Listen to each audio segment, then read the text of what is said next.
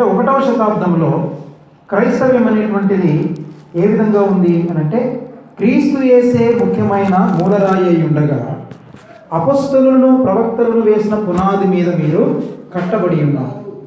తర్వాత ప్రతి కట్టడమును ఆయనలో చక్కగా అమర్చబడి ప్రభువునందు పరిశుద్ధమైన దేవాలయం ఒకటకు వృద్ధి పొందుచున్నది. ఆయనలో మీరు కూడా ఆత్మమూలముగా దేవునికి నివాస స్థలమై ఉండుటకు కట్టబడుచున్నారు. మీకు అర్థమైందా? అంటే ఏం జరుగుతుంది ఇక్కడ? 1వ శతాబ్దంలో మనం ఏం చేస్తున్నామంటే, యేసుక్రీస్తు ముఖ్యమైనటువంటి మూలరాయి, founder and director, president, chairman, everything is Christ. యేసుక్రీస్తు వ్యవస్థాపకుడు, ఆయనే ప్రెసిడెంట్, ఆయనే సెక్రటరీ, అంతా ఆయన. కానీ ఇప్పుడు చాలా జాగ్రత్త వినండి. ఈ 1వ శతాబ్దంలో యేసుక్రీస్తు ముఖ్యమైన మూలరాయి ఉండగా అపొస్తలులను ప్రవక్తలను వేసిన పునాది మీద, అంటే అపొస్తలులు చేసినటువంటి బోధ, ప్రవక్తలు చెప్పినటువంటి ఆ ప్రవచనాల ఆధారంగా ఏం చేయబడింది? సంఘం అనేటువంటిది 1వ శతాబ్దంలో కట్టబడింది. ఈ 1వ శతాబ్దంలో కట్టబడినటువంటి సంఘము ఏం చేసిందనంటే, ఆరంభంలో వీళ్ళకి ఈ 1వ శతాబ్దంలో ఉన్నటువంటి ఈ సంఘం ఏం చేసిందనంటే, అపొస్తల కార్యముల గ్రంథంలో మనం చదవగలిగితే 2వ అధ్యాయము, అపొస్తల కార్యముల గ్రంథం 2వ అధ్యాయంలో సంఘ స్థాపన జరిగింది. అపొస్తల కార్యముల గ్రంథం 2వ అధ్యాయంలో సంఘం స్థాపించబడింది.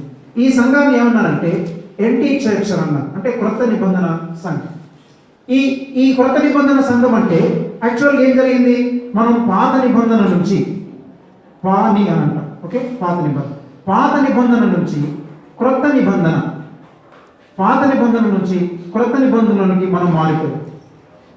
ఈ పాత నిబంధన ఏమని చెప్తుంది, క్రొత్త నిబంధన ఏమని చెప్తుంది? చాలామంది క్రైస్తవులకి, క్రైస్తవ పాస్టర్లకి, నాయకులకి తెలియనటువంటి విషయం ఏంటంటే, మనము పాత నిబంధన నుంచి క్రొత్త నిబంధనలోకి వచ్చామనేటువంటి విషయాన్ని తెలుసుకోవట్లేదు. క్రొత్త నిబంధనలో జీవించాలి అనేటువంటి ఆ ఆలోచన చాలామందికి రావడం లేదు. క్రొత్త నిబంధన క్రైస్తవం అంటాము, కానీ అన్ని పాత నిబంధన పద్ధతులే మనం పాటిస్తాం. నేను హండ్రెడ్స్ ఆఫ్ విషయాలు మీకు చెప్పగలను. అనేకమైన ప్రపంచవ్యాప్తంగా ఉన్న అనేకమైన సంఘాలలో ఈ రోజుల్లో పాటించేది ఏంటంటే, ఇంకా చాలామంది పాత నిబంధనకు సంబంధించినటువంటి ఆ యొక్క పద్ధతులని మాత్రమే పాటిస్తున్నారు. కానీ క్రొత్త నిబంధన క్రైస్తవం అంటున్నారు, కానీ క్రొత్త నిబంధన లక్షణాలు రాలేదు. మనం ఇంకా పాత నిబంధనకు సంబంధించినటువంటి ఈ పద్ధతులను మాత్రమే పాటిస్తున్నాం. అందుకని పాత నిబంధన నుంచి క్రొత్త నిబంధనకు ముందు మనం మారాము అనేటువంటి ఆ స్థితి మనకు రావాలి. అసలు పాత నిబంధన కొట్టివేయబడింది, క్రొత్త నిబంధనలకు వచ్చాము అనే స్థితి మనకు రావాలి. ఈ రోజున ఇన్ని డినామినేషన్స్, అంటే ఇన్ని సంస్థలు, ఇన్ని డినామినేషన్ అంటే ఏమంటారు తెలుగులో? డినామినేషన్స్ అంటే శాఖలు, వేరు శాఖలు కదా. బ్రదర్ అని, బక్సింగ్ అని, లూథరన్ అని, మార్మనిజమ్స్ అని, ఓకే, తర్వాత పెంతెకోస్తలని, ఫెలోషిప్లని, ఇలా అన్నీ ఏదైనా తీసుకోండి. ఇవన్నీ పుట్టడానికి గల కారణం ఏంటి తెలుసా? బైబిల్ మనం సరిగా అర్థం చేసుకోవాలి. బైబిల్ మనం సరిగా అర్థం కాదు. ఎందుకంటే పాత నిబంధన కొట్టివేయబడింది, మనం క్రొత్త నిబంధనలకు వచ్చాము అనే సత్యాన్ని చాలామంది అర్థం చేసుకోలేకపోతున్నారు. మరి పాత నిబంధన నుంచి క్రొత్త నిబంధనకు రావడం అంటే ఏంటి? ఏమనుకుంటున్నారంటే, యేసు ప్రభువు నమ్ముకున్నాము, విశ్వాసం ద్వారా రక్షణ అనేటువంటి ఆ ఒక్క మాటనే నొక్కి చెప్తున్నారు తప్ప మిగతా అనేకమైన విషయాల్లో మనము పాత నిబంధనకు సంబంధించినటువంటి విషయాలని మనం పాటిస్తున్నాం. అందరూ, మీరు ప్రపంచంలో ఇంకెవరిని తీసుకోండి, ఈ శాఖలన్నీ పుట్టడానికి గల కారణం ఏంటంటే, మనం పాత నిబంధనలు కొట్టివేయబడి మనము నూతన నిబంధనలోనికి వచ్చాము, మనం నూతన నిబంధన ప్రకారం జీవించాలి అనే ఆలోచన చాలామంది కలిగి జీవించట్లేదు. అందువలన ఈ శాఖలని పుట్టుకొచ్చాయి. అందుకని ఎవరిని చూసినా కానీ ఒక డినామినేషన్ పెట్టేసి, ఒక శాఖను ఆరంభించేసి, ఇది నేను ఫౌండర్, నేను డైరెక్టర్ అంటాను. ఎవడు దీనికి ఫౌండర్, డైరెక్టర్? ఇది ఎలా వచ్చింది అని అంటే, మనకు దేవుని యొక్క వాక్యం అర్థం కాలేదు. అందుకని ప్రియులారా గమనించండి, బైబిల్ గ్రంథం చాలా స్పష్టంగా చెప్తుంది. ఎఫ్సీ పత్రిక 2:20 ఏమంటున్నాడు? 20 నుంచి 22 వరకు చదివాం కదా మనం. అక్కడ ఏమంటున్నాడు? మనమందరము పరిశుద్ధమైన దేవాలయముగా కట్టబడుచున్నాం. చూసారా, మనమందరము పరిశుద్ధమైన దేవాలయం కట్టబడుచున్నాం. ఇప్పుడు దేవాలయం ఎవరు? యేసుక్రీస్తు గారు. దేవాలయం ఎవరు? మనమే. 1 కొరింథీ 3:16 ప్రకారం ఏమంటాడు? మీరు దేవుని ఆలయమై ఉన్నారని, దేవుని ఆత్మ మీలోను నివసించున్నాడని మీరు ఎరగరా? అర్థమైందా? అరే మీకు తెలీదా? మీరు దేవుని ఆలయమై ఉన్నారని, దేవుని ఆత్మ మీలో నివసించున్నాడని మీకు తెలీదా? కానీ మనం ఏం చేస్తున్నాం? చెప్పండి, ఏం చేస్తున్నాం మనం? ఇప్పుడు దేవాలయం ఎవరు? మనమే. అవునా? సంఘం ఎవరు? దేవాలయం. కానీ మనం ప్రతి ఆదివారం ఎక్కడికి వెళ్తున్నామని అంటే మనం దేవాలయానికి వెళ్తున్నామంట. మరి నువ్వు అదేంటి దేవాలయం, ఇదేం దేవాలయం? కంగారు పడదు, మీరు ముందు నేర్చుకోండి. అర్థమైందా? మీకు తర్వాత అవకాశం ఇస్తాను, టైం ఇస్తాను అడగడానికి. మీకు అన్నీ క్లారిఫై చేసి వెళ్తాను. మీకు క్లారిఫై చేయకుండా వెళ్ళండి. అర్థమైంది? అందుకని ఒక ఏన్షియంట్ ట్రాన్స్లేషన్లో ఏమని రాశారంటే ఇదే వచనాన్ని ఇట్లా తర్జుమా చేశారు. తర్జుమా కాదు, ఒరిజినల్ భాషలు ఎలా ఉందంటే ఇంగ్లీష్లో చాలా బాగుంటుంది అన్నమాట. అంటే you idiots, don't you know you are the temple of God అని ఉంది. అంటే ఓ బుద్ధిహీనులారా, మీరు దేవుని ఆలయమై ఉన్నారని, దేవుని ఆత్మ మీలో నివసించున్నాడని మీరు తెలీదా? ఓ ఈడియట్స్, మీకు తెలీదా అని రాశాడు. నేను చెప్పడం కాదు, ఏన్షియంట్ ట్రాన్స్లేషన్ ఉంది మీకు చెప్తున్నా. అంటే అర్థం ఏంటన్నమాట, ఇప్పుడు నేను ఫలానా మా చర్చికి వెళ్తున్నానంట. బైబిల్ గ్రంథం ఏం చెప్తుంది? చర్చ్ అంటే ఎవరు? మనమే. మీరు దేవుని ఆలయమై ఉన్నారని, దేవుని ఆత్మ మీలో నివసించున్నాడని మీరు ఎరగరా? మరి మనము దేవాలయం అయితే మనం వెళ్ళేది ఎక్కడికి చెప్పాలి మీరు? చెప్పు, కరెక్టే. ఎక్కడికి వెళ్తున్నావు? ప్రేయర్ హాల్కి. ప్రేయర్ హాల్ అన్నా మళ్ళీ దేవాలయం కిందకి వస్తుంది. మీరు దేవుని ఆలయం అయితే మరి మీరు వెళ్ళేది ఎక్కడికి? వాక్యం నేర్చుకోవడానికి. ఇంకా గుడ్. సంఘంకి వెళ్తున్నావు. నువ్వే సంఘం అయితే ఇంకెళ్ళేది ఎక్కడికి? ఆత్మీయంగా ఎదగడానికి. Very good. సహవాసం చేయడానికి, సహవాసం కూడా అనకూడదు, సహవాసం దేవుని బిడ్డలతో సహవాసం చేయడానికి మేము వెళ్తాం. ఇంకొక విధంగా చెప్పాలంటే మనం కట్టుకున్న బిల్డింగ్స్ అన్నీ కూడా ఇవన్నీ కూడా ఏమంటామంటే వీటిని మీటింగ్ హాల్స్ అని అంటాం. ఏమంటాం వీటిని? Meeting halls. ఓకే, వీటన్నింటినీ కూడా మీటింగ్ హాల్స్ అంటాం. కాబట్టి మనం ఎక్కడికి వెళ్తున్నామంటే మనందరం దేవుని బిడ్డలు, మనం సంఘం. ఈ యాక్చువల్ సంఘం ఏం చేస్తున్నామంటే మనందరం కలిసి ఒక చోట మీట్ అవుతున్నాం కదా. కాబట్టి మనం ఇప్పుడు కట్టుకున్న హాల్ని ఏమనాలి? ఇది మీటింగ్ హాల్, ఇది దేవాలయం కాదు. That is the tragedy of the Christianity. అనేక మంది మేము చర్చికి పోతున్నాం. నువ్వు చర్చ్ అయితే నువ్వు పోయేది ఎక్కడికయ్యా? మీకు అర్థమైందా? సరే, నువ్వు చర్చికి పోతున్నావు, మరి నిన్నేమంటారు చెప్పండి? మీరందరూ కలిసి చర్చికి పోతుంటే మరి మిమ్మల్ని ఏమంటారు? బైబిల్ ఏమంటుంది చెప్పండి? మీరు దేవుని ఆలయం అయి ఉన్నారని, దేవుని ఆత్మ మీలో నివసించున్నాడని మీకు తెలీదా? ఎప్పుడైనా తెలుసుకున్నారు మీరు? ఎప్పుడైనా ఆలోచించాలి మీరు? మీకు అర్థమవుతుందా? అందుకని బావిలో కప్పల్లాగా ఉండకూడదు. ఆలోచించండి. అంటే మిమ్మల్ని ఏదో డిస్టర్బ్ చేయడానికి రాలేదు. బైబిల్లో ఉన్న వచనాలు మీకు చెప్పి మిమ్మల్ని ఆలోచింప చేయడానికి వచ్చాను. అందుకని ఇప్పుడు కడుతున్నానంటే, మేము కడుతున్నాం అంటే మేము చర్చి కడుతున్నాం సార్ అంట. అంటే దేన్ని చూసి చర్చ్ అంటాము? ఇప్పుడు బిల్డింగ్ని చూసి కదా. ఏం కడుతున్నావు ఇప్పుడు నువ్వు? బిల్డింగ్. బైబిల్ ఏం కట్టమంటుంది? బిల్డింగ్ కట్టమందా, ప్రజలు కట్టమందా? నా మాటలు కాదు, రండి దేవునికి వాక్యం చదువుతాం. ఎఫ్సీలకు రాసిన పత్రిక. అంటే మనం లేఖనాల్ని బాగా శ్రద్ధగా చదవట్లేదు. మనం 4వ అధ్యాయము, ఎఫ్సీ పత్రిక 4వ అధ్యాయము, ఎఫ్సీ పత్రిక 4వ అధ్యాయము పిల్లలు మనం 13వ వచనం చదువుతాం. పరిశుద్ధులు సంపూర్ణులగుటకును అగునట్లు అది క్రీస్తు శరీరము క్షేమాభివృద్ధి చెందుటకును పరిచర్య ధర్మము జరుగుటకును ఆయన కొందరిని అపొస్తలుగాను, కొందరిని ప్రవక్తలుగాను, కొందరిని సువార్తికులుగాను, కొందరిని కాపరులుగాను, ఉపదేశకులుగా నియమించాడు. చాలా దేవుడు కొంతమందిని నాయకులను ఇచ్చాడు. మనకు అపొస్తలులను ఇచ్చాడు, కాపరులను ఇచ్చాడు, ఉపదేశకులను ఇచ్చాడు, ప్రవక్తలను ఇచ్చాడు కదా, సువార్తికులను ఇచ్చాడు. వీళ్ళందరినీ దేనికి ఇచ్చాడు? వీళ్ళందరికీ ఎవరికి వాళ్ళే ఒక్కొక్క బిల్డింగ్ కట్టి అది దేవాలయం అని చెప్పి ప్రజలని ఎంగేజ్ చేసి ఎంటర్టైన్మెంట్ చేయడం కొరకు కాదు. ఏ కట్టాలి వీళ్ళందరూ?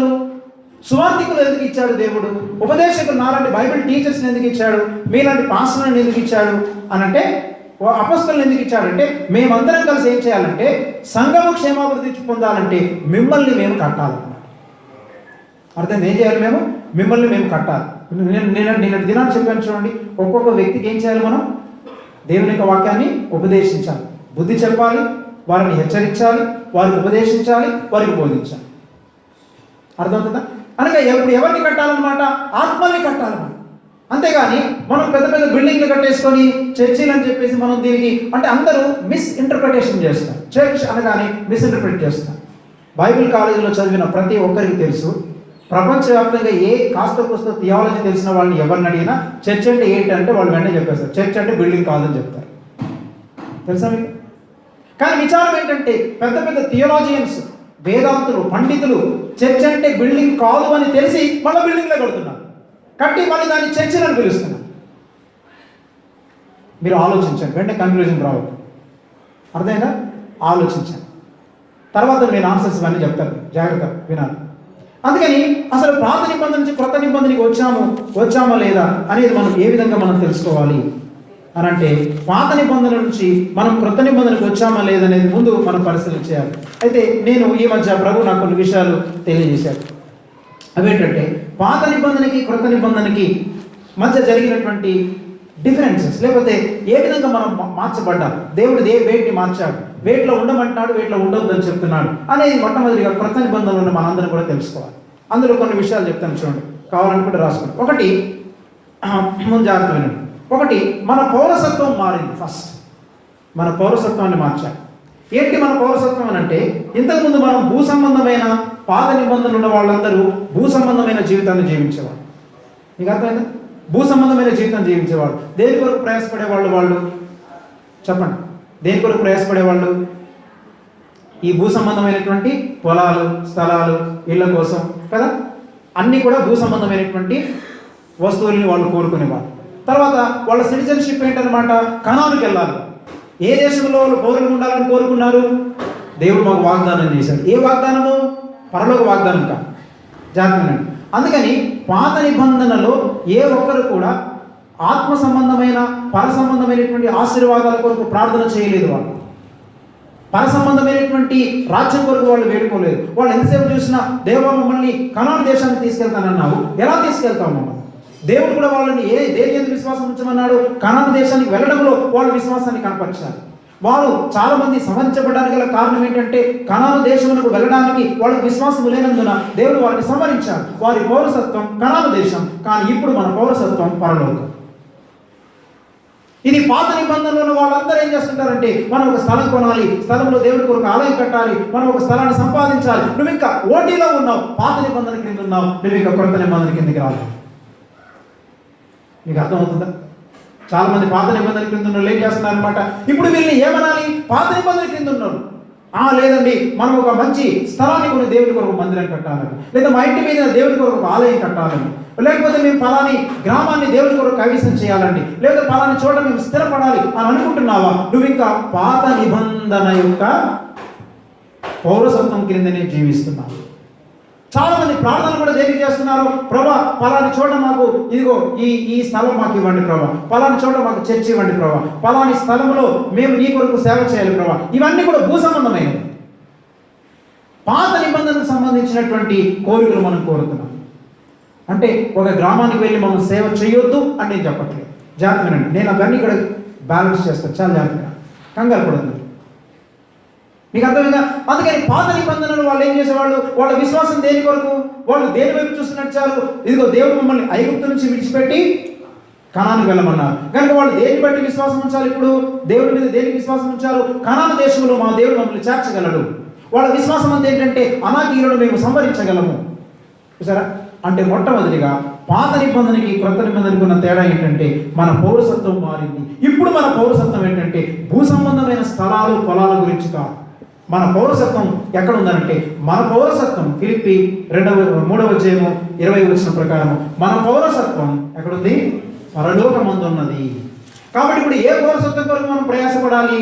పరలోక సంబంధమైన పౌరసత్వం కొరకు మనం ప్రయాసపడాలి, కానీ భూ సంబంధమైనటువంటి పౌరసత్వం కొరకు మనం ప్రయాసపడకూడదు. అంటే మన సిటిజన్షిప్ మారింది. ఈ రోజున చాలా మంది దేని కొరకు ప్రయాసపడుతున్నారంటే, ఏదో ఒక చోట నేను సెటిల్ అయిపోవాలి, ఏదో ఒకటి సంపాదించుకోవాలి, అమెరికా వెళ్ళాలి, సెటిల్ అవ్వాలి, లేదా బెంగళూరు వెళ్ళాలి, సెటిల్ అవ్వాలి, అవునా కదా? లేకపోతే నేను ఢిల్లీ వెళ్ళి సెటిల్ అవ్వాలి, పలాని గ్రామంలో నేను ఉండాలి. అంటే ఈ విధంగా మన సెటిల్మెంట్ అంతా కూడా భూ సంబంధమైన వాటి గురించి ఆలోచిస్తున్నాం, కానీ మనం పర సంబంధమైన వాటిని గురించి ఆలోచించలేకపోతాం. రెండవది ఏంటంటే, మన ఆశీర్వాదం మారింది. ఒకటి మన పౌరసత్వం మారింది, రెండవది మన ఆశీర్వాదం మారింది. ఏంటి మన ఆశీర్వాదం అంటే, పాత నిబంధనలో వాళ్ళ ఆశీర్వాదాలు అని చెప్పండి. అబ్రాహాము దేన్ని బట్టి ఆశీర్వదించబడ్డాడు? ఆయన ఆశీర్వాదం ఏ విధంగా ఉంది? అబ్రాహామునకు వెండి బంగారాలు, తర్వాత పొలములు కదా, తర్వాత ఏమున్నాయి? గొర్రెలు, పశు సంపద ఉందా లేదా? ఈవెన్ యోబుకు చూడండి, ఏ సంపద ఉంది? అతనికి 7,000 ఒంటెలను, 3,000 గొర్రెలను 500 జత, 3000 ఒంటెలను, 7000 గొర్రెలను, 500 జతల ఎడ్లను, 500 జతల ఆడుగాడిదలను. ఇదంతా ఏం చెప్పండి? వాళ్ళ ఆశీర్వాదాలు ఏంటివి? భూ సంబంధం, అంటే అన్ని భౌతికమైనవి. అర్థమవుతుందా? అన్ని భౌతికమైనటువంటి ఆశీర్వాదాలు. కనుక ఈ రోజున కూడా గమనించండి, చాలా మంది క్రైస్తవులు దేనిని బట్టి దేవుడు నన్ను ఆశీర్వదించాడని అంటున్నారు చెప్పండి? దేన్ని బట్టి ఆశీర్వదించాడంట? నీకు మంచి ఉద్యోగం వచ్చిందనుకో, దేవుడు నన్ను దీవించాడు కదా. పెళ్ళైంది అనుకోండి, దేవుడు నన్ను దీవించాడండి. పిల్లలు పుట్టక పిల్లలు పుట్టారనుకోండి, దేవుడు నన్ను ఆశీర్వదించాడు. నాకు 2 ఇళ్ళు ఇచ్చాడండి, దేవుడు దీవించాడండి. నేను పెద్ద కోర్స్ చదువుతున్నానండి, దేవుడు దీవించాడండి. నాకు ఒక మంచి పెద్ద కారు కొనుక్కోగలిగానండి, దేవుడు దీవించాడు. అంతా కూడా ఓటీలో బ్రతుకుతున్నారు. ప్రార్థన కూడా దేని కొరకు చేస్తున్నారంటే పాత నిబంధనకు సంబంధించినటువంటి ప్రార్థనలు చేస్తున్నారు. కనుక ఈ రోజున ప్రియమైనటువంటి దేవుని బిడ్డలారా, మనం ఇంకా పాత నిబంధన క్రైస్తవులుగా బ్రతుకుతున్నామా, లేకపోతే కొత్త నిబంధన క్రైస్తవులుగా మనం బ్రతుకుతున్నామా? పాస్టర్లు కూడా ప్రార్థనలు చేసేది ఏంటంటే పాత నిబంధనకు సంబంధించినటువంటి ఆశీర్వాద ప్రార్థనలు చేస్తున్నారు. ప్రభా, ఈ బిడ్డకు మంచి ఉద్యోగం ఇవ్వండి ప్రభా, లేదు పెద్ద ప్రమోషన్ కావాలి ప్రభా, లేదు ఈయనకు చాలా గొప్పగా దేవుడు ఈయన దీవించాలని అనుకొని వాళ్ళు ఆ విధంగా దీవించబడ్డప్పుడు ఇక సరిపోయింది అనుకుంటున్నాం. ఒక ప్రశ్న అడగనివ్వండి, నీకు పెద్ద ఉద్యోగం వస్తే, అర్థమవుతుందా? నీకు చాలా పెద్ద ఉద్యోగం వచ్చింది అనుకో, 1000 మంది ఇంటర్వ్యూకి వెళ్తే అన్న దేవుడు నాకు ఒక్కడికి ఆ ఇంటర్వ్యూలో దేవుడు నన్ను సెలెక్ట్ చేశాడు, నాకు ఉద్యోగం వచ్చింది, దేవుడికి స్తోత్రం అని నువ్వు చెప్పావనుకో. నేను ఇంకో విషయం కూడా చెప్పగలను. మా ఊరిలో ఒకడు ఉన్నాడు, పురోహితుడి కుమారుడు, వెంకటేశ్వర స్వామి భక్తుడు. వాడు 2000 మంది ఇంటర్వ్యూకి వెళ్తే అందులో వాడు ఒక్కడే సెలెక్ట్ అయ్యాడు. మరి ఇప్పుడు వాడిని ఏమందాం? వాళ్ళ దేవుడు చేశాడందామా? చెప్పండి. 2000 మందిలో వాడు ఒక్కడే సెలెక్ట్ అయ్యాడు, నువ్వు 1000 మందిలో ఒకటి సెలెక్ట్ అయ్యావు. అంటే ఇప్పుడు యేసు ప్రభు కంటే వెంకటేశ్వర స్వామి గొప్ప దేవుడు అని అందామా? ఫూలిష్నెస్, బుద్ధిహీనత మనం. అందుకని ఇవి ఆశీర్వాదాలు కావు. మనం ఏమనుకుంటున్నామంటే వీటిని ఏమంటారంటే థియాలజీలో కామన్ గ్రేస్ బ్లెస్సింగ్స్ అంటారు. అంటే అందరికీ సాధారణంగా దేవుడిచ్చేటువంటి ఆశీర్వాదం, సాధారణంగా దేవుడిచ్చే ఆశీర్వాదం. అందుకని నీతిమంతుల మీదను అనీతిమంతుల మీదను దేవుడు ఏం చేస్తున్నాడు? తన వర్షాన్ని కుమ్మరింపజేస్తున్నాడు. అందుకని ఇప్పుడు క్రైస్తవుల మీదనే నేను వర్షం కురిపిస్తాను, అన్ని జనుల మీద కురిపించాను అంటున్నాడు దేవుడు. ఎండ ఓన్లీ క్రైస్తవులకు వస్తుందా? అన్ని జనులకు రావట్లేదా? వాళ్ళకి వస్తుంది. నాస్తికుడు, దేవుని నమ్మని వాడు కూడా టాప్ ర్యాంక్లో ఉన్నాడు. దేవుడు నమ్మనటువంటి వాడు కూడా కోటీశ్వరుడు ఉన్నాడు. చంద్రబాబు నాయుడికి నీకు నాకంటే ఎక్కువ ఆస్తుంది, అవునా కాదు? ఉందా లేదా?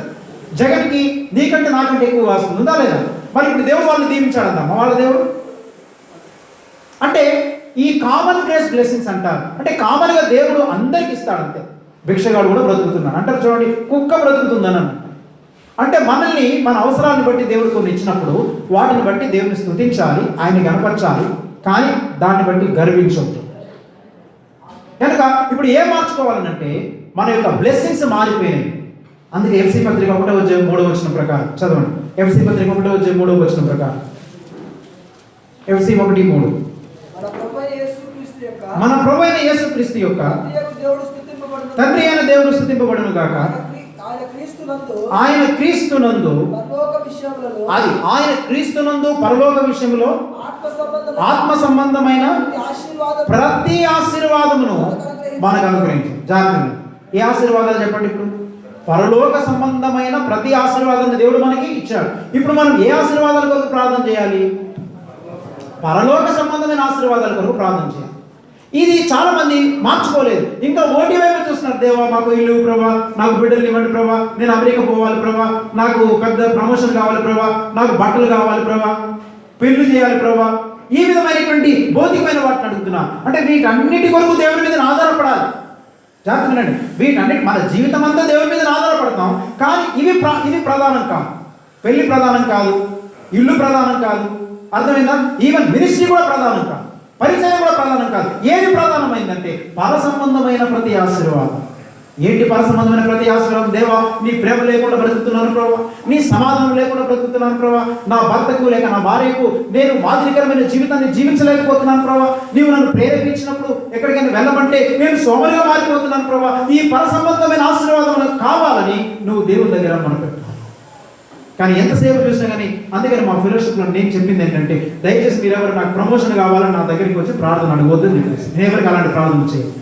మీకు కూడా చెప్తున్నాను, ఎవరు కూడా నా దగ్గరకు వచ్చి మేము ప్రమోషన్ కావాలండి, ఆరోగ్యం కావాలండి అలాంటి అడగరు. మీరు ప్రార్థన చేసుకుంటే దేవుడు మీకు ఇస్తారు. ఎవరు కూడా చేసుకోండి, వ్యక్తిగతంగా చేసుకోవచ్చు, తప్పలేదు. ప్రభా నాకు ఈ ప్రమోషన్ కావాలనుకుంటున్నాను. నీకు ప్రమోషన్ దేనికి కావాలి? ప్రమోషన్ వచ్చిన తర్వాత ఒక 10,000 ఇంక్రిమెంట్ పెరిగింది అనుకో, దేవునికి 5,000 ఇస్తావా నెలకి?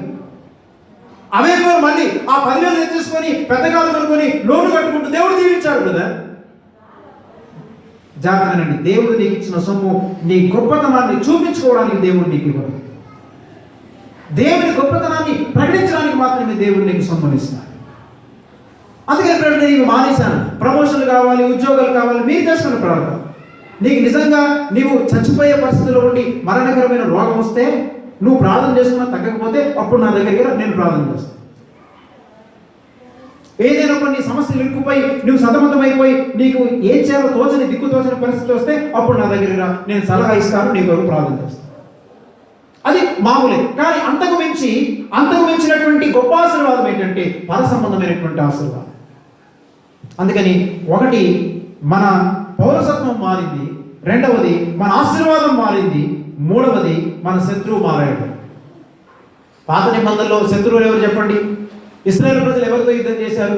వాళ్ళు శత్రువులు ఎవరు? ఫిలిస్తీయులు, గిర్గాషీయులు, యెబూసీయులు కదా, మోయాబీయులు, అమ్మోనీయులు. అవునా కదా. తర్వాత వాళ్ళ ప్రధాన శత్రువు ఎవడు?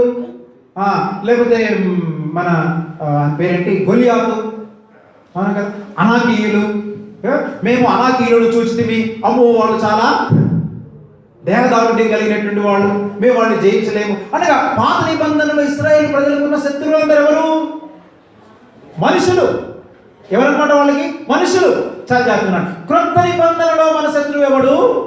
ఎఫెసీ పత్రిక 6:12 ప్రకారము ఏలయనగా మనం పోరాడున్నది శరీరులతో కాదు, ప్రధానులతోనూ అధికారులతోనూ ప్రస్తుత అంధకార సంబంధులను లోకనాథులతోనూ మనము పోరాడుచున్నాము. నీకు అసలు శత్రువు ఎవడో నీకు తెలీదు. అస్తమానం అత్తతో పోరాడతావు. పాస్టర్ గారి కోసం ప్రార్థన చేయండి, మా అత్త చాలా మూర్ఖురాలండి, నేను చెయ్యదు.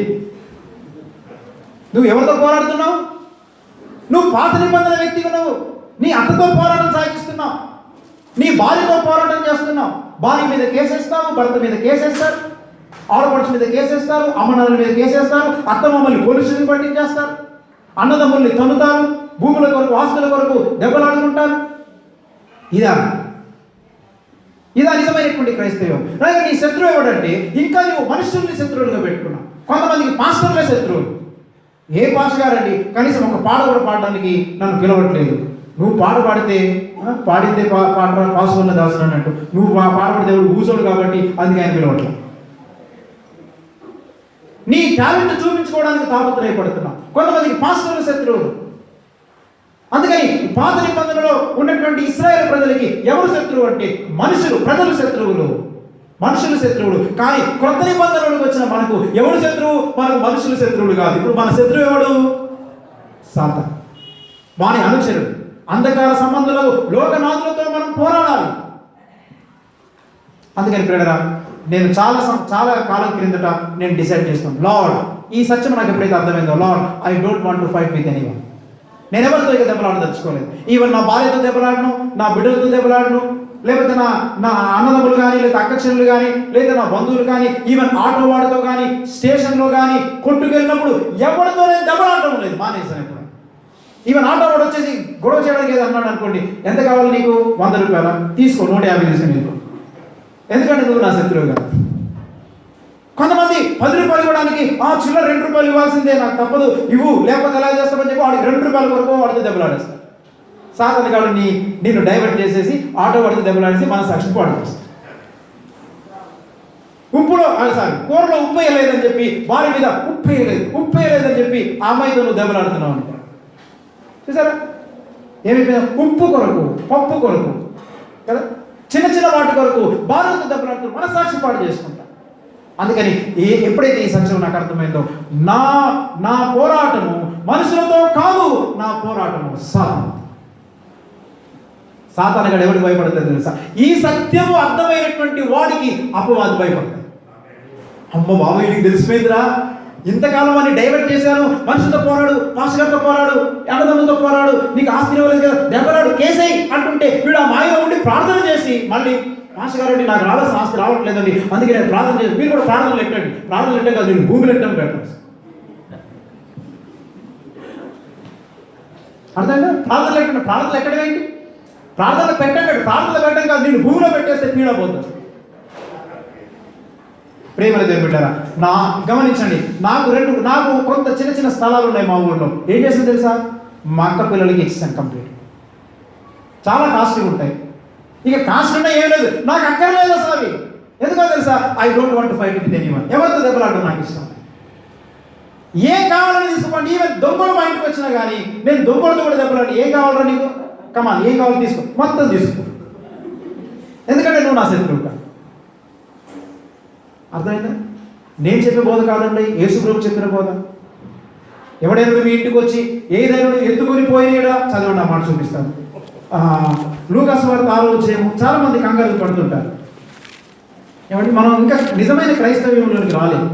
లూకా సువార్త 6వ అధ్యాయం మనం 29వ వచనం మనం చదువుతాం. నిన్ను ఒక చెంప మీద కొట్టువాని వైపునకు రెండవ చెంప కూడా త్రిప్పుము. నీ పైబట్ట ఎత్తుకొని పోవాలని నీ అంగీని కూడా ఎత్తుకొని పోకుండా అడ్డగిపోము. నీ నడుగు ప్రతివానికి నీయము. చూడండి, నీ సొత్తు ఎత్తుకొని పోవాని యుద్ధ ఎవడన్నా వచ్చేసి సొత్తు ఎత్తుకొని పోతున్నాడు, కుర్చీ ఎత్తుకుపోతున్నాడు అనుకోండి, మరలా దానిని. ఎంత కష్టం ఉంది బైబిల్. ఎప్పుడైనా ఆలోచించారు మీరు? మనం బైబిల్ సీరియస్గా తీసుకుని అది మనకు కాదులేండి, అది అక్కడండి పలానా వాళ్ళకండి, ఆ కాలంలో చెప్పారండి, ఈ కాలంలో ఎవడు పాటిస్తాడండి. నీ సొత్తును ఎత్తుకొని పోవు వాని యొద్ద నుండి మరలా దానిని. అలాంటి వాళ్ళకి సాతాను భయపడతారు. అలాంటి వాళ్ళు గ్రామంలోకి వెళ్తే దయ్యాలు పారిపోతారు. అలాంటి వాళ్ళు ప్రసంగాలు చేస్తే ప్రజలు రక్షణ పొందుతారు. ఇలాంటి బ్రతకకుండా ఊరికనే కరపత్రాలు పనిచేసి ఊళ్ళు తిరిగేసి ప్రసంగాలు చేసి భార్యను కొట్టేసి భర్తను తిట్టేసి అన్నదంతో కొట్టాడి ఆస్తులకు దెబ్బలాడి ప్రజలారా పాపులారా ప్రశ్నలారా యేసు వైపు తిరగండి అని అంటే వాడు బాగా మనసు పొందుతాడు. సాధారణ కలిసి నవ్వుకుంటాడు, ఇంకా ఎదురు ఇంకా గట్టిగా. ప్రేమను దేవుకుంటారు. గమనించండి, అందుకని ఏం చూస్తున్నామంటే మన శత్రువు మారాడు. పాత నిబంధనలు మనుషులు ఫిలిస్తీన్లు హిత్తీలు వాళ్ళ శత్రువు. కొత్త నిబంధనలు మన శత్రువు మారిపోయాడు. నీకు రిలీజ్ అయ్యా. అందుకని నాకు ఎంత ఫ్రీగా ఉంటుందంటే ఎవడు వచ్చినా కానీ I do not fight with anyone. Even నేను కార్లో అప్పుడప్పుడు డ్రైవ్ చేస్తున్నప్పుడు ఎవడో ఒకటి సడన్గా వస్తుంటాడు, నేను వాడు దెబ్బలా. మన ఒక అమ్మాయి నా కారుని గుద్దేసింది అనుకోవచ్చు, బండితో గుద్దేసింది. చూశాను, అమ్మాయి భయపడిపోయింది. సారీ ఏమనలేదు, డోంట్ వరీ ఐఎమ్ గోయింగ్. ఎందుకంటే నేను నీకు దెబ్బలాడను, కారు పోనీ. నీ ఆత్మ చాలా ముఖ్యం. వాళ్ళు స్టన్ అయిపోతారు. వామో ఏంటి, ఎవడైనా కారు గుద్ది నొక్కుబడితే డబ్బులు అడుగుతారు, నిలదీస్తారు. ఈయనేంటి కామికి వెళ్ళిపోతున్నాడు. వాళ్ళకు క్రీస్తును చూపించే అవకాశం మనకు ఇస్తున్నాడు దేవుడు. ఇది అండి క్రైస్తవం అంటే. కోడల్ని రాసిరంపాన పెడుతుంటే, అత్తని రాసిరంపాన పెడుతుంటే నువ్వేం చేయగలగాలంటే క్రీస్తును చూపించేటువంటి దైవ లక్షణం కలిగి జీవించినప్పుడు ఏం అత్త నువ్వు కాదు నా శత్రువు, మామగారు నువ్వు కాదు నా శత్రువు. నా శత్రువు ఎవరంటే సాతాను కాదు. నేను వాడిని వైపే తిరుగుతాను, నేను వాడిని టార్గెట్ చేస్తాను. నా శత్రువు వాడి అనుచరులు కానీ లోకంలో ఉన్న మనుషులు ఎవరు కాదు. అందరినీ మనం ప్రేమించాలి. I love everyone. తెలుసా, కొన్నిసార్లు మనం తిరగబడే వాళ్ళు అంటారు, ఐ లవ్ దెమ్. మా సంఘంలో కొంతమంది నా మీద నేను మంచిగా చెప్పి ఒక విషయాన్ని సలహా ఇస్తే నా మీద దెబ్బలాడిపోయి తిరగబడిపోయి రాలేదు, but still I love them. ఒక ఆవిడ ఏంటంటే మా బంధువులు ఒక అమ్మాయి నన్ను బాగా తిట్టుకుందట, ఎంతో భయంకరంగా నానా మాట తిట్టిందట. ఎందుకో కోపమే రాలేదు నాకు. పోనీ తిట్టుకుంటే అనుకుంటే నీకేమి వినకుంటావు అమ్మ, అనుకుంటే నీకేమమ్మో, వారు అనుకుంటే నీకేమి వినకుంటావు అమ్మ, అనుకుంటే నీకేమమ్మో. దొంగలందరూ చేరి దొంగగా నిందించి, దొంగలందరూ చేరి దొంగగా నిందించి, అనుకుంటే నీకేమి వినకుంటావు అయ్యా, అనుకుంటే నీకేమయ్యో. వారు అనుకుంటే నీకేమి వినకుంటావు అయ్యా, అనుకుంటే నీకేమో. చూసారా, ఎవరెవరుకుంటే నాకేంటి, నా యేసయ్య అనుకుంటే నాకు బాగా. అర్థమైందండి, నీ శత్రువు మారిపోయాడు. అర్థమైందా నీకు ఈ విషయం? నువ్వు ఇంకా మనుషులతో దెబ్బలాడుతున్నావు అనుకోండి, ఆస్తుల కొరకు, డబ్బుల కొరకు, బంగారం కొరకు. ఎంతమంది క్రైస్తవులు నాకు వచ్చే ఆస్తి కొరకు నేను అడుగుతున్నాను, నాకు వచ్చేదాని కొరకు అడుగుతున్నానండి. నీకు వచ్చేదాన్ని అడిగినప్పుడు వాళ్ళు ఇవ్వను అంటే నువ్వు దెబ్బలాడవచ్చు. న్యాయంగా వచ్చేదాన్ని కూడా నీవు మామూలుగా అడిగినప్పుడు న్యాయంగా వచ్చేదాన్ని ఇవ్వను అన్నా నువ్వు వాళ్ళ మీద కేసు పెట్టు. అందుకే క్రైస్తవుడిగా ఈ లోకంలో బ్రతకడం కష్టం. ఇది యేసయ్య మనం చూపించి వెళ్ళాడు మనకు. అందుకని మూడవది మన శత్రువు మారాడు, నాలుగవది మన ఆరాధన మారింది. మన ఆరాధన మారిపోయింది. చాలా మందికి అందుకే అర్థం కావట్లేదు. ఇప్పుడు ఈ తప్పుడు బోధలు వచ్చాయంటే ఎందుకు వచ్చాయో తెలుసా? అర్థం కావట్లేదు. అసలు ఏం మారిందో మనకు అర్థం కావాలి. ఫస్ట్ మన ఆరాధన మారింది. ఏంటి మన ఆరాధన? యోహాను సువార్త 4:20 చదవనక్కర్లేదు, రెఫరెన్స్ రాసుకో. ఎందుకంటే నేను ప్రధానికి రెఫరెన్స్ చెప్తున్నాను. అర్థమవుతుందా? నేను సొంతంగా చెప్పట్లేదు. అక్కడ మీరు 20 వచనం నుండి మీరు చదవగలిగితే అక్కడ యేసు ప్రభు ఏమన్నాడు? అమ్మా, ఒక కాలం వచ్చుచున్నది, తండ్రిని ఆరాధించువారు. చూడండి, సమరయ స్త్రీ ఏముందన్నమాట యేసు ప్రభుని, మీరు మీరు యూదులైనటువంటి మీరు యెరూషలేములో తండ్రిని ఆరాధిస్తారు, మేమేమో సమరయలో మా తండ్రిని, మా దేవుని మేము ఆరాధిస్తాం. అమ్మా, ఒక కాలం వచ్చున్నది. చూడండి, యేసు ప్రభు చెప్తున్న మాట సమరయ స్త్రీలో, ఆ కాలమందు ఈ పర్వతం మీదనైనను యెరూషలేములోనైనను ఆగండి. యేసు ప్రభు చెప్పినటువంటి మాట ఏంటి? ఈ పర్వతము అంటే ఏ పర్వతం అది? అంటే సమరయుల యొక్క పట్టణం. సమరయులు అంటే సమరయలోనైనను, ఈ పర్వతం మీదనైనను, తర్వాత యెరూషలేములోనైనను ఇక తండ్రిని ఆరాధింపరు. అంటే దీన్ని బట్టి ఏమర్థమైంది? తండ్రిని ఆరాధించడానికి ఇక స్థలాలతో పని లేదు. ఆరాధన అనేది స్థలాలలో జరిగేది కాదు. నీకు అర్థమైందా? ఆరాధన జరిగేది ఎక్కడ? ఆరాధన అనేది స్థలాలలో జరిగేది కాదు. చాలా మంది అనుకుంటున్నారు సమరయలో మేము ఆరాధిస్తాము, యెరూషలేములో మేము ఆరాధిస్తాము, మేము పలాని మరి సెంటర్లో మాది 7 రోడ్ల జంక్షన్లో మా చర్చ్ ఉంది, మేము అక్కడ ఆరాధిస్తాము. అందుకని ఆరాధన సమయాల్లో అసలు ఆరాధన అనేది ప్రపంచంలో 99.999% మందికి ఆరాధన అంటే అసలు అర్థమే కాదు. తెలుసా మీకు? అర్థం కాలేదు. ఆరాధన అనేది మనకు సరిగా అర్థం కాలేదు. అందుకని ఏం చేశామంటే, కానీ యేసు ప్రభు ఏమన్నాడు? స్థలాల్లో చేసేది కాదా ఈ ఆరాధన. 2 స్పీడ్ పాటలు 2 స్లో పాటలు పాడతారే, అందరూ కూడా చప్పట్లు కొట్టి ఆరాధన చేసేసి తర్వాత స్లో పాటలు అనమాట. హల్లెలూయా హల్లెలూయా అనేసరికి అబ్బా ఎంత బాగా నడిపి వచ్చిందండి. అలా కళ్ళు తిరిగిపోయినట్టు అన్నమాట. అలా తిరిగిపోతారు, కొన్నిసారి పడిపోతారు. ఒకసారి మా ఊర్లో ఒక పాస్టర్ ఉన్నాడు. ఆయన ఏం చేశాడంటే, పాస్టర్ గారు ఎగిరి గెంతులేశారు. జనం కూడా ఎగిరి గెంతులేదు. వాళ్ళు ఎంత పడిపోయారంటే కళ్ళం అయిపోయి చివరికి స్టేజ్ మీద 5-6 పాస్టర్లు ఉన్నారు. చివరి కళ్ళు తెరిచి చూసరికి 6 పాస్టర్లు వెనకాల ఉన్నారు. ముందున్నటువంటి వాళ్ళందరూ స్టేజ్ దిగి వచ్చారు. అంటే కింద పడి దొరికాడు అనమాట. వాళ్ళు ఏం చేస్తున్నారు వాళ్ళకి అర్థం కాలేదు. స్త్రీలు పురుషులు దొరుకుంటూ స్టేజ్ మీదకి వచ్చారు. పాస్టర్లు దొరుకుంటూ వెళ్ళి చివరికి వెళ్ళిపోయారు. కళ్ళు తెరిచి ఎక్కడున్నాం అనుకుంటే వాళ్ళు అక్కడ, నేను ఇక్కడ. ఇది ఆరాధన? ఎంత ఫూలిష్నెస్ అసలు. ఆరాధన మనకు అర్థం కాలేదు. ఆరాధన అనగానే ఇప్పుడు మనందరం లేచినప్పుడు ఆరాధన చేద్దామంటారు. అరే పిచ్చోళ్ళారా, మనం ఆరాధన అనేది చేసేది కాదు, ఆరాధన అనేది జీవించేది. నీ ఎలా చెప్పాలి నాకు అర్థం కావట్లేదు. నీకు అర్థం కాకపోతే నేను ఏం చేయలేదు. ఆరాధన అనేది చేసేది కాదు, ఆరాధన అనేది జీవించేది. నేను జీవించే జీవితం. ఉదాహరణకి ఈ తమ్మునికి గ్లాసులో మంచినీళ్ళు ఇవ్వాలనుకోండి, చాలా జాగ్రత్తగా, గ్లాసులో మంచినీళ్ళు ఇవ్వాలనుకోండి. నేనేం చేయాలంటే, నేను గ్లాసులో మంచినీళ్ళు ఇస్తున్నప్పుడు నేను చేస్తున్న పని దేవుడు చూస్తున్నాడని, నేను మంచినీళ్ళు ఎవరికి ఇస్తున్నాను? నీ పేరు తమ్ముడు మారేష్ తమ్ముడు మారేష్కి నేను మంచినీళ్ళు ఇస్తున్నంటే మారేష్కి ఇవ్వట్లేదు, నేను దేవునికే ఇస్తున్నాను మంచినీళ్ళు అనే భావంతో నేను చేసినప్పుడు అది ఆరాధన. అర్థమైంది మీకు అందరికీ? అర్థమైంది కాలేదు? ఆరాధన అంటే ఏంటన్నమాట, నేను ఒక తమ్మునికి సహాయం చేస్తున్నాను. నేను చేసేటువంటి సహాయం ఎవరికి చేస్తున్నాను? నేను దేవునికి చేస్తున్నాను. 50 చేయట్లేదు.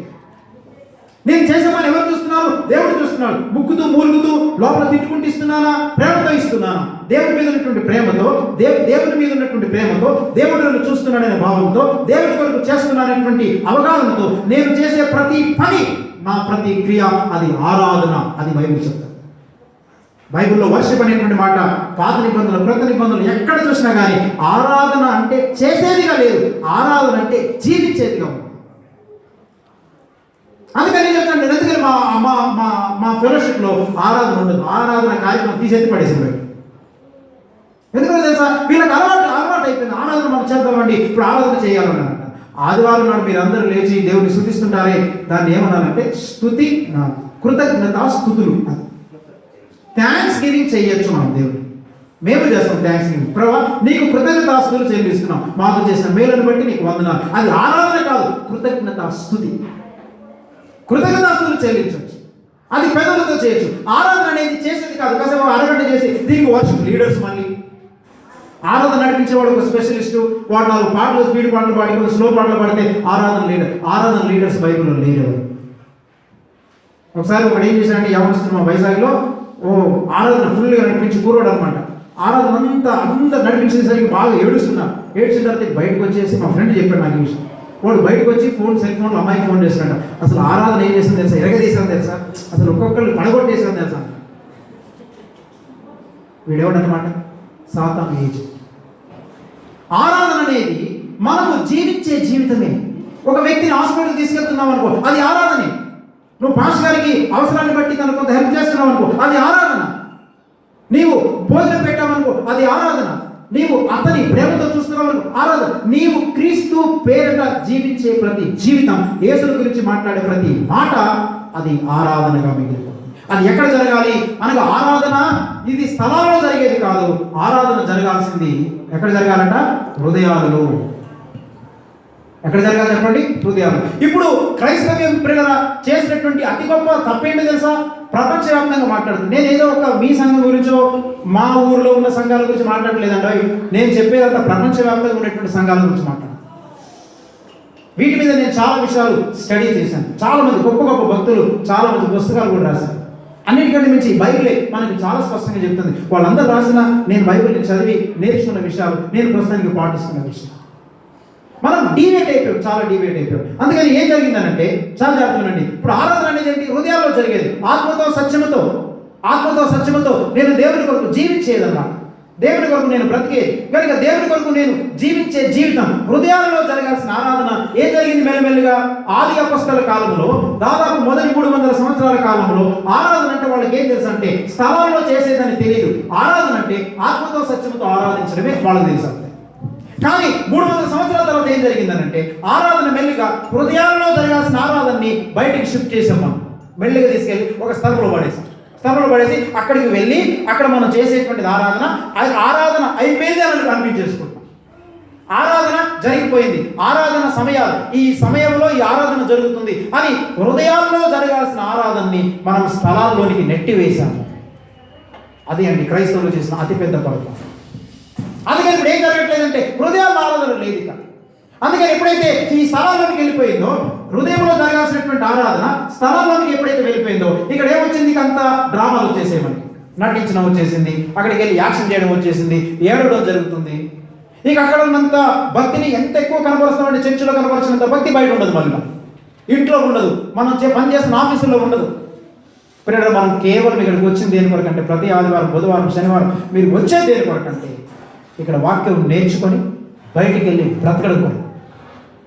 వారమంతా ఎలా బ్రతుకుతున్నారనేది ముఖ్యం తప్ప, ఇక్కడికి వచ్చి మీరు ఎన్ని పాటలు పాడుతున్నారు, డ్రామాలు ఎలా చేస్తున్నారు, ఈవెన్ మీరు ఎంత మినిస్ట్రీ చేస్తున్నారు, సంఘములు ఎంత పరిచయం చేస్తున్నారు, ఇది కాదు ముఖ్యం అసలు.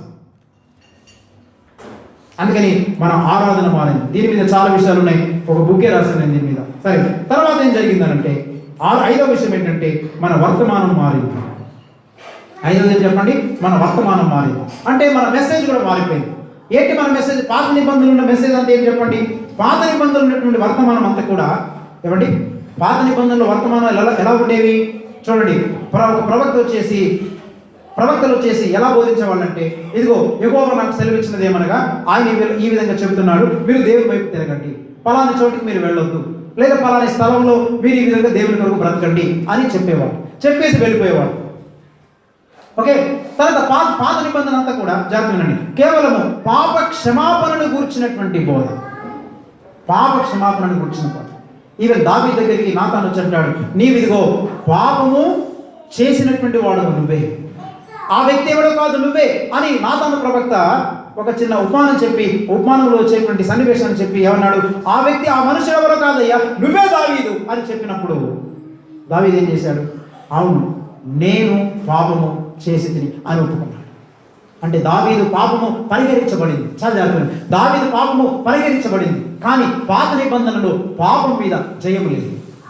పాపాలు ఒప్పుకున్నారు, పాప క్షమాపణ పొందారు, కానీ పాపం మీద వాళ్ళకి విజయం లేదు బిడ్డలారా. కానీ క్రొత్త నిబంధనలకు వచ్చి చూస్తుంటే బాప్తిస్మం యోహాను మత్తయి సువార్త 3:1 ఏమని మాట్లాడుతున్నాడు? నిన్నటి దినాన్ని చెప్పాను మీకు. ఏమని మాట్లాడుతున్నాడు? ఇదిగో మారు మనస్సు పొందుడి.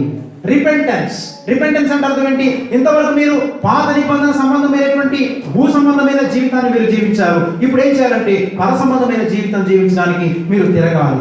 రిపెంటెన్స్ అంటే మారు మనసు పొందడం, దేవుడి వైపు తిరగడం అన్నమాట.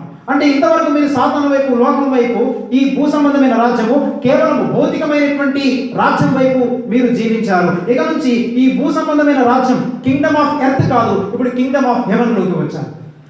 ఈ రాజ్యం వేరు, ఇది పరలోక రాజ్యము, ఇది దేవుని రాజ్యము. ఇంతవరకు మీరు భూరాజ్యంలో ఉన్నారు, ఇప్పుడు దేవుని రాజ్యంలోనికి రావాలి. పిలాతు దగ్గర కూడా యేసు ప్రభువు అంటాడు, చూడండి, నా రాజ్యము భూ సంబంధమైన రాజ్యము కాదు, నా రాజ్యం వేరు. అసలు నా రాజ్యం వేరు, నా రాజ్యంలో ఉన్నటువంటి లక్షణాలు వేరు, నా రాజ్యంలో ఉన్నటువంటి సూత్రాలు వేరు, నా రాజ్యంలో ఉన్నటువంటి కింగ్ వేరు, నా రాజ్యంలో ఉన్న నియమాలే వేరు, అసలు నా రాజ్యమే వేరు. అలాంటి పరలోక రాజ్యము లోనికి ఆహ్వానించేటువంటి బోధన మనం చేస్తున్నాం.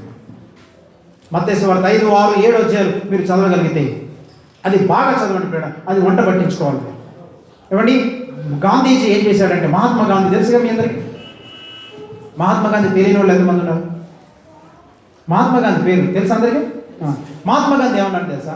ఆయన కొండ మీద ప్రసంగాన్ని చదివిన తర్వాత, కొండ మీద ప్రసంగాన్ని అంతా చదివిన తర్వాత మహాత్మా గాంధీ చెప్పిన ఒక స్టేట్మెంట్ ఏమన్నాడంటే, క్రైస్తవులైన వారందరూ కొండ మీది ప్రసంగములాగా, యేసయ్య కొండ మీద చేసిన ప్రసంగములాగా జీవించగలిగితే, క్రైస్తవులైన వారందరూ యేసయ్య కొండ మీద చేసిన ప్రసంగములాగా వాళ్ళు బ్రతకగలిగితే ప్రపంచంలో క్రైస్తవ్యము తప్ప వేరొక మతం ఉండదు అని చెప్పాడు.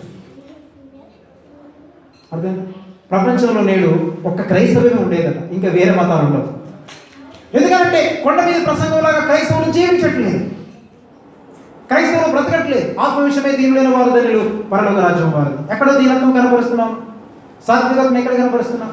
జనులు మిమ్మల్ని నిందించి హింసించి మీ మీద చెడ్డ మాటలు పలికినప్పుడు మీరు ధన్యులు, సంతోషించి ఆనందించి పరలోకమందు మీ ఫలము అధికమగును. మత్తయి సువార్త 5:11 ప్రకారం ఎక్కడ బ్రతుకుతున్నావు? నీ జనులు నిందిస్తే నిందించబడుతున్నావా? తిడితే తిట్టబడుతున్నావా? కుడి చెంప మీద కొడితే ఎడమ చెంప చూపించగలుగుతున్నావా? లేదు, మనకి బ్రతుకు బోధిస్తున్నాం, బ్రతకడం లేదు. ఒకడు నేను అంగీ అడిగిన నీ పై వస్త్రాన్ని కూడా తీసి ఇచ్చేయమన్నా, నీ పై వస్త్రం అడిగితే అంగీ కూడా ఇచ్చేయమన్నా, మొత్తం ఇచ్చేయమన్నాడు. ఎక్కడ ఇస్తున్నాం మనం? పిచ్చినారులుగా మారిపోయి గీసి గీసి గీసి గీసి గీసి గీసి నా సమస్త పాటలు మాత్రం అన్ని అబద్ధాలు పాటలు పాడతారు. ఆదివారం నా సమస్తం అని ఓ రూపాయి బిల్లు తీసి టింగ్ మనేస్తారు. పాటలు మాత్రం తక్కువ లేదు. మళ్ళీ ముంగమూరి దేవదాసయ్య గారు ఒక పాట రాశారు, వెండి పసిడి ఇవిగో వీసామైనను నాకై ఉండవలెనని కోరాను.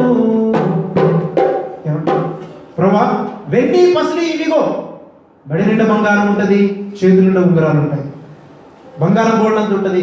యేసు ప్రభుకి కనీసం కొంచెం ఒక 1 గ్రామ్ బంగారం ఉండేది. పాటలు మాత్రం పాడుతుంటాం, వెండి పసిడి ఇదిగో వీసామైనను కలిగి ఉండట్లేదు, ఉండాలని కోరడం లేదు. నువ్వు పాడే పాట ఏంటి? బ్రతికేంటి? అర్థమైందా? అందుకని పిల్లరా, నేను ఇతరులకు బోధించడం కంటే కూడా నేను జీవించడం నేర్చుకుంటున్నాను. నేను జీవించిన తర్వాతనే ఇతరులకు బోధిస్తాను. గుర్తుపెట్టు, నేను జీవించినవి ఇతరులకు బోధించడం లేదు. అలా చెప్పి పర్ఫెక్ట్గా బ్రతుకుతున్నాను కూడా కాదు, నేను ప్రయత్నం చేస్తున్నాను, ఇంకా నేర్చుకుంటున్నాను. నేను ఆ పర్ఫెక్షన్లోనికి, పరిపూర్ణతలోనికి ఎదుగుతున్నాను. ఇది మనం నేర్చుకోవాలి. చాలా మంది దేవునికి ఇవ్వండి, నువ్వేమిస్తున్నావు దేవునికి? అందుకని మీరు మారు మనసు పొందండి. ఏదంటే నా రాజ్యమే వేరు. నా రాజ్యం ఏంటంటే పరసంబంధమైన రాజ్యం. నా రాజ్యము ఇది పరలోక రాజ్యము. కనుక మన వర్తమానం మారిపోవాలి. ఈ రోజున వర్తమానాలన్నీ ఎంతసేపు చూడండి, డబ్బులు ఇవ్వండి. యేసయ్య అలాంటి బోధ ఎక్కడ చేశాడు చెప్పండి? నేను మినిస్ట్రీ చేస్తున్నాను, నా మినిస్ట్రీకి మీరు డబ్బులు ఇవ్వండి, నాకు పరిచయం కొరకు మీరు ఇవ్వండి, ఫండ్ రైజింగ్ అనేది. ఇదంతా కూడా ఈ మోడర్న్ లైఫ్లో, ఈ నవీన యుగంలో నేర్చుకున్నాం మనం. డబ్బులంతా మనం కలెక్ట్ చేసేసి మనం పెద్ద ఆలయం కట్టాలి, డబ్బులంతా పోగు చేసేసి మనం గొప్ప మీటింగ్ పెట్టాలి, డబ్బులంతా పోగు చేసేసి మీరు నాకు డబ్బులు ఇవ్వకపోతే ఎలా మినిస్టర్ చేయగలను అని అంటారు. చాలామంది టీవీ స్పీకర్స్ కూడా అకౌంట్ నెంబర్లు వేస్తున్నారు. అకౌంట్ నెంబర్ వేసి మా సేవ కింద పంపించండి, మీ సేవ కింద పంపించండి. చూడండి బ్రదర్, ఈ డబ్బులు మినిస్ట్రీ పేరిట డబ్బులు అడుక్కునేటువంటి వాడు కూడా అబద్ధ బోధకుడు. లాంగ్ బ్యాక్ ఐ స్టాప్, అర్థం, long back I stop asking money. అందుకని నా పరిచర్యకులు నేను ఎవరిని డబ్బులు అడిగాను. ఇంకో విషయం చెప్పినా మీకు షాకింగ్ విషయం ఏంటంటే అసలు మా చర్చను నేను చందానే పట్టాను. తెలుసా మీకు విషయం? దశం భాగాలు లేవు, అర్థం లేవు, కానుకలు లేవు. ఇలానే వస్తారు, అందరూ కూర్చుంటారు, దేవుడికి వాక్యం నేర్చుకుంటారు, వెళ్ళిపోతారు. చెప్తున్నా, నేను మారుతున్నాను. ఇక మీరు చాలా మంది పాస్టర్లకి చాలా కంగారు పడతారు. పాస్టర్లు ఏమనుకుంటారంటే అయిపోయింది, ఇంకా 10 minutes ఉంది నాకు ఇచ్చిన టైం 12 అన్నాడు. వినండి, చాలా మంది పాస్టర్లకి ఇది చాలా మిగుడు పడేది ప్రశ్న అనమాట. అందుకని నేను చాలా మంది పాస్టర్స్ ఫెలోషిప్లో మాట్లాడుతున్నప్పుడు ఆ పాస్టర్స్ ఏమంటుంటారంటే, సార్ అన్ని విని అన్నీ బాగున్నాయని చెప్పి వాటి గురించి అడిగిన డౌట్లు, అసలు డబ్బులు తీసుకోకపోతే ఎలా సార్ అని అంటారు. అంటే దేవుడు అన్ని ఇవ్వగలడు కానీ డబ్బులు ఇవ్వడా నీకు? మళ్ళీ బోధ చేస్తావే, కాకోలం చేత ఆహారం పంపించిన వాడు ఏలియాకు, సారపతి విధవరాల దగ్గర దేవుడు సహాయం చేశాడు, మండాను పరలోకం నుంచి కురిపించాడు దేవుడు, ఇవన్నీ కబుర్లు చెప్తావే, మరి నీకు దేవుడు డబ్బులు ఇవ్వడా? మనుషుల మీద ఎందుకు ఆధారపడుతున్నావు? దొంగలు చాలా చెప్తున్నాను కదా, దొంగలు చాలా. They want the money of the people. ప్రజల దగ్గర నుంచి సొమ్ములు కాజేసుకొని వీళ్ళు ధనవంతులై వీళ్ళు గొప్పతనాలు చెప్పించేసుకొని పెద్ద పెద్ద కారులు తిరుగుతూ పెద్ద పెద్ద ఇల్లులు కట్టుకొని వీరు ఘనమైనటువంటి సేవ చేస్తున్నామని చెప్పుకునేటువంటి వారు దేవుని దృష్టిలో దొంగలు. అర్థం, నేనెవరికి భయపడను. అందుకే విశాఖపట్నంలో కొంతమంది పాస్టర్లు కూడా నన్ను పిలవడానికి భయపడుతున్నారు. పిలవట్లేదు. ఎలక్షన్లు వచ్చినప్పుడు ఆ రాజకీయ నాయకుల దగ్గర, తెలుగుదేశం దగ్గర డబ్బులు తీసుకుంటారు, వాళ్ళ దగ్గర డబ్బులు తీసుకుంటారు, రాజకీయ నాయకులు తీసుకొచ్చేసి స్టేజ్ల మీద కూర్చోబెడతారు. రాజకీయ నాయకుడు వాడి సన్నిధి వస్తే దేవుడి సన్నిధి నీకు ఎలా ఉంటుంది? ఫ్రెండ్, ఆలోచించండి. దేవుడు నీకు అన్ని ఇవ్వగలిగిన వాడు, డబ్బులు కూడా ఇవ్వగలిగిన వాడు. ఆయన సేవ చేయాలనుకుంటే ఎంతైనా నీకు పంపించగలరు. డోంట్ ఆస్క్ ఎనీవన్, ఎవరిని అడగదు. అందుకని మన బోధనలు ఏమైపోయినాయంటే మనుషుల మీద ఆధారపడ్డాం. కొంతమంది ప్రియులరా, ఎలాంటి జబ్బునైనా దేవుడు బాగు చేయగలడు. క్యాన్సర్తో బాధపడుతున్నావా, ఎయిడ్స్తో బాధపడుతున్నావా, ఇప్పుడే దేవుడు నిన్ను ముట్టి స్వస్థపడు. ఎంత భయంకరమైన ఎయిడ్స్ అయినా బాగు చేయగలడు. కానీ డబ్బులు మాత్రం దేవుడు ఇవ్వలేడు. అది మీరు బాధ. ఇన్ని అద్భుతాలు చేసిన దేవుడు డబ్బు ఇవ్వలేడు. దేవుడు నీకు సహాయం చేయలేడు. దేవుడు ఆహారం పెట్టలేడు. దేవుడు ప్రేమను దేవుడు ఆలోచించండి. మనము ఈ విషయాల్లో దారి తప్పదు. వర్తమానాలు మారిపోయి ఎంతసేపు చూసినా మీరు టీవీలో ప్రసంగాలు వినండి, ఎంతసేపు చూసినా మనీ ఇవ్వండి, అది ఇవ్వండి, ఇది ఇవ్వండి, దేవునికి బంగారం ఇవ్వండి, వెండి ఇవ్వండి, మీ ఆస్తులను ఇవ్వండి. యేసయ్య బోధన గమనించండి, అపొస్తలుల బోధన గమనించండి. ఆది అపొస్తలుల కాలంలో వాళ్ళ చరస్థిరాస్తులమ్మి అపొస్తలుల పాదాల దగ్గర పెడితే పేతురు ఏమన్నాడు? కుంటివానితో అంటున్నాడు, మరి నీకు ఇవ్వడానికి నా దగ్గర వెండి బంగారాలు లేదు. అదేంటి, డబ్బంతా మీ కాళ్ళ దగ్గర ఉంటే లేదంటారేంటి? మరి పిచ్చోడు మీ కాళ్ళ దగ్గర పెట్టుకున్నారా? తంతే పోదురా, మా జేబుల్లో పెట్టుకోలేదు. ప్రేమ దేవుడు సేవ చేస్తున్నటువంటి మీలో కూడా జ్ఞాపకం చేస్తున్నాం. మీకు ఒకవేళ డబ్బు వచ్చినా అది కాళ్ళ దగ్గర ఉండాలి, కానీ అది తంతే పోవాలి, కానీ అది జేబుల్లో నింపుకొని నీ సొంత కోరికలని నెరవేర్చుకోవడం కొరకు బ్రతకొద్దు. అందుకని వర్తమానం మారింది. 6వది, ఈ 2 విషయాలు చెప్పి ముగిస్తాను, మనం బ్రేక్ తీసుకున్నాం. 6వది, మన యాజకత్వం మారింది. 1 పేతురు 2:9 మనం రాజులైన యాజక సంఘం. ఓకే, మన యాజకత్వం మారింది. ఏంటి యాజకత్వం? పాత నిబంధనలో యాజకులు ఉండేవాడు. ఓకే, పాత నిబంధన యాజకులు ఏంటంటే తెల్ల బట్టలు వేసుకోవాలి, అవునా? తర్వాత కొన్ని అర్పణలు, బలులు వాళ్ళు అర్పించాలి. మనం చేయడం కాదు, అన్ని పాస్టర్ ద్వారా జరగాలి. కానీ నేటి దినాల్లో కూడా ఏమైపోయిందంటే మ్యాక్సిమం సంఘాల్లో చాలామంది అయ్యగారి ద్వారానే ఈ గృహప్రవేశం జరగాలి. అయ్యగారు లేక అడుగు పెడితే కానీ జరగదు. అంటే ఈ యాజకుడు అనేటువంటి వాడు ప్రాముఖ్యం అయిపోయాడు. కానీ కృత నిబంధనల ప్రకారం ఏమంటున్నాడంటే మీరు రాజులైన యాజక సమూహం. మనమందరము యాజకత్వాన్ని పొందుకున్నటువంటి వాళ్ళు, మనందరం దేవుని దృష్టిలో యాజకులమే. మరి మనల్ని నడిపించేటువంటి పాస్టర్ ఎవరైనా ఉంటే మనం వాళ్ళని గౌరవించడానికి, వాళ్ళని అభిమానించడానికన్నా మీ ద్వారా చేస్తే బాగుంటుంది అనుకుంటున్నాం అనే భావంతో చేయడం తప్పు కాదు. కానీ మనమేం చేస్తున్నామంటే ఆయన లేకపోతే ఇది జరగదు, అమ్మో పాస్ గారి ద్వారానే ఇది జరగాలి, నేను చేయకూడదు, ఒకవేళ నేను చేస్తే ఏమన్నా అయిపోతేమో అనే భయంతో చేస్తున్నామంటే నువ్వు ఇంకా పాత నిబంధనలకు లేదని. మా సహవాసంలో చాలా మంది ఇల్లు ఏదైనా కట్టుకుని ఏం చేసిన అమ్మాయి నేను రాలేను, మీరే ప్రేయర్ చేసుకుని వెళ్ళిపోండి. జ్వరం వచ్చింది అనుకోండి, మీరు ప్రార్థన చేసుకుని దేవుడు వింటారు. బైబిల్లో ఒక మాట ఉంది, యాకోబు రాసిన పత్రిక తీయండి ఒకసారి. యాకోబు రాసినటువంటి పత్రిక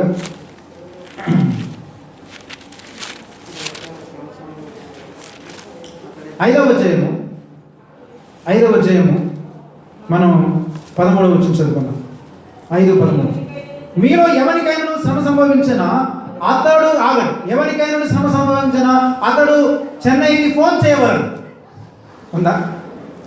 బెంగళూరుకి ట్రంకాలు పంపించేవాళ్ళు అని ఉంది అక్కడ. ఏమన్నది బైబిల్లో?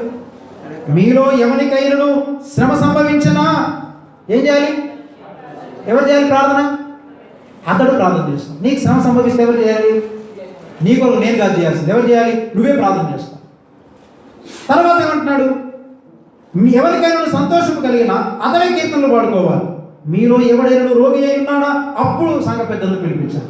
రోగులైతే పిలిపించడం అంటే అర్థం ఏంటంటే, ఎప్పుడు పాస్టర్ గారు ప్రార్థన చేయాలి అంటే, ఎప్పుడైతే నువ్వు బెడ్ రిడన్ అయిపోయి నువ్వు ప్రార్థన చేసుకునే స్థితిలో లేనప్పుడు అప్పుడు అయ్యగారికి కబురు చేయాలి. సంఘ పెద్దలు వచ్చి వాళ్ళు ప్రార్థన చేయాలి. తర్వాత ఇంకోటి అంటే, పాత నిబంధన అంతా కూడా సింగిల్ మ్యాన్ లీడర్షిప్. మన నాయకత్వం కూడా మారింది. పాత నిబంధన సింగిల్ మ్యాన్. చూడండి, ఎలైజా ఒక్కడే, ఎలీషా ఒక్కడే, మోషే ఒక్కడే, యెహోషువ ఒక్కడే, నాయకత్వం ఒక్కడే. అంత సింగిల్ మ్యాన్ లీడర్షిప్. కొత్త నిబంధనకు వచ్చేసరికి ఏం మారింది? నాయకత్వం ఎలా మారిందంటే సంఘ పెద్దలు, ప్లూరాలిటీ. This is theology. అర్థమైందా? వేదాంతం అంటే ఏమంటున్నారు? కొత్త నిబంధనలు ఎక్కడ చూడండి, ప్లూరాలిటీ, సంఘ పెద్దలు. అందుకని మా సహవాసంలో కూడా సంఘ పెద్దలు ఉన్నారు. ఒక డెసిషన్ నేను ఒక్కనే తీసుకోండి, సంఘ పెద్దలు అందరూ కలిసి ఏం డెసిషన్ తీసుకోవాలో ఆ డెసిషన్ తీసుకుంటాం. అనగా పిల్లల సంఘానికి సింగిల్ మ్యాన్ లీడర్షిప్ లేదు. ఈ రోజున చాలా సంఘాలు పాడైపోవడానికి గల కారణం ఏంటంటే, చాలా సంఘాలు ఈ తప్పుడు సిద్ధాంతాలను వెళ్ళిపోవడానికి గల కారణం ఏంటంటే సింగిల్ మ్యాన్ లీడర్షిప్. రకరకాలైన వాళ్ళు ఇప్పుడు కొంతమంది ఏమనుకుంటారంటే, అంటే పేరు చెప్తే బాగోదు కానీ, కొంతమంది మేము పలాని దైవజనుని వారికి చెందిన వాళ్ళమండి, మేము పలాని డానియల్ గారి భక్తులమండి, మేము పలాని భక్సింగ్ గారి భక్తులమండి. అంటే భక్సింగ్ గారు నీకు దేవుడు అయిపోయాడు. ఆయన పాప నేను చెప్పలేదు. భక్సింగ్ గారు ఏమి మీరు నాలాగా మీరు ఇలాంటి పనులు చేయండి, నా అడుగుజాడలు ఉండాలని ఆయన చెప్పలేదు పాప. ఈవెన్ దానియల్ గారు కూడా ఏం చెప్పలేదు. గొప్ప భక్తులు వాళ్ళు ఏం చేయలేదు, మీరు నా పద్ధతులు అనుసరించండి అని చెప్పలేదు. వాళ్ళు క్రమశిక్షణ కొరకు పాపం కొన్ని రూల్స్ పెట్టారు. వీళ్ళు ఏం చేశారంటే ఇక వాళ్ళ మీద ఆధారపడిపోయి ఆ సింగిల్ మ్యాన్ లీడర్షిప్లో వెళ్ళిపోతున్నారు. అందుకని సంఘపు పెద్దలు, ఎన్ని సంఘాల్లో పెద్దలు ఉన్నారు. అందుకని చాలా మంది ఏం చేస్తున్నారంటే, కొన్ని సంఘాల్లో సింగిల్ మ్యాన్గా ఉండి అంత కంట్రోల్ చేసి డబ్బంతా ఆయన దగ్గర ఉంటుంది, అధికారం అంతా ఆయన దగ్గర ఉంటుంది, ఇంక అందరు కూడా మమ్మీలాగా వాళ్ళు బ్రతకాలి. చివరిది యాజకత్వం మారింది. చివరిది మన పరిచర్య మారింది. 1 పేతురు 2:9, అపొస్తలుల కార్యాలు 20:31, కొలస్సీ 1:28. మన పరిచర్య మారింది.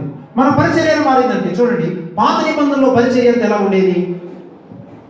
పాత నిబంధనలో పరిచర్య అంటే చెప్పాను కదా, సింగిల్ మ్యాన్గా ఉండి పరిచర్య, ఒక మధ్యవర్తిత్వం ద్వారా పరిచర్య జరిగేది. ఓకే, నీ పాపాలు క్షమించబడాలంటే నీ నిమిత్తమై బలి యాజకుడు అర్పించాలి. ఓకే, నీ అర్పణలు అంగీకరించాలంటే మీరు యాజకుని ద్వారా అర్పించబడాలి. పరిచర్య అనేటువంటిది ఒక యాజకుని ద్వారా, లేక ఒక నాయకుని ద్వారా, ఒక ప్రవక్త ద్వారా ఈ పరిచర్య జరుగుతూ ఉండేది. కానీ ఈ రోజుల్లో ఏం జరిగిందనంటే, మన పరిచర్య అంతా మారింది. ఇప్పుడు మన క్రొత్త సంఘాల్లో ఇప్పుడు ప్రజెంట్ డేలో చాలా మంది పరిచర్య ఎలా చేస్తున్నారంటే, పరిచర్య అనగానే ఏమనుకుంటున్నారు చెప్పండి? పరిచర్య అంతా కూడా ఈ రోజుల్లో జరుగుతున్న పరిచర్య అంతా మనం లోకంలో నుంచి నేర్చుకున్న పద్ధతుల ప్రకారం జరుగుతున్న పరిచర్య. మీరు ఏ సంఘం అని తీసుకోండి, ఒక ప్రోగ్రాం పెట్టి ఆ ప్రోగ్రాంలో ఆరంభ ప్రార్థన, బైబిల్ రీడింగ్, తర్వాత పాటలు, స్పెషల్ పాటలు, వాక్య ధ్యానము, ప్రసంగికుడు, తర్వాత opening prayer, closing prayer, benediction. అంటే ఇలా చేయడం తప్ప కాదు. కానీ ఏంటంటే దీనికి అలవాటు పడిపోయాం మనం. రేపు కొంతమంది అంటుంటాడు మీటింగ్లో ఆరంభ ప్రార్థన ఎవరితో చేయించాలి? ఆయన చాలా బాధపడుతుంటారు. వాడికి ఒక ప్రార్థన పడేసామనుకో, పీడాబోది వాడు గొడవలు మనిషి కాబట్టి వాడికి ఆరంభ ప్రార్థన ఇచ్చామనుకో, వాడు కామ్ అయిపోతాడు. అట్లా మారిపోయింది. చివరికి వీడికి బైబిల్ రీడింగ్ ఇచ్చామని, అమ్మాయికి బైబిల్ రీడింగ్ ఇస్తే కామ్ అయిపోతుంది. వాడికి ఒక పాట ఇచ్చామనుకోండి, ఇక్కడ మాట్లాడు, లేకపోతే ఇక సంవత్సరం అంతా ఏడుస్తూనే ఉంటాడు. మనుషులను సంతోషపరచడానికి ప్రోగ్రాంలు పెట్టేస్తాను. ప్రోగ్రాం పెట్టడం ద్వారా నేను బోధిస్తున్నాను, మీరు వింటున్నారు, అందరు వెళ్ళిపోతున్నారు, మాయమైపోతున్నారు. కానీ ఇక్కడ యాక్చువల్గా ఒక్కొక్క వ్యక్తికి పరిచర్య జరుగుతుందా? ఒక్కొక్క వ్యక్తిని క్రీస్తు సారూప్యతలోకి మార్చగలుగుతున్నామా? మన పరిచర్య అంతా కూడా పైన చేస్తున్నటువంటి పరిచర్య.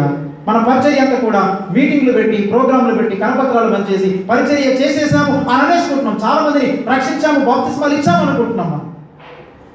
కానీ యాక్చువల్గా పరిచర్య జరుగుతుందా లేదా? అందుకని ఇంకొక విషయాన్ని ఇది అయిపోయిన తర్వాత మీకు జ్ఞాపకం చేస్తాను.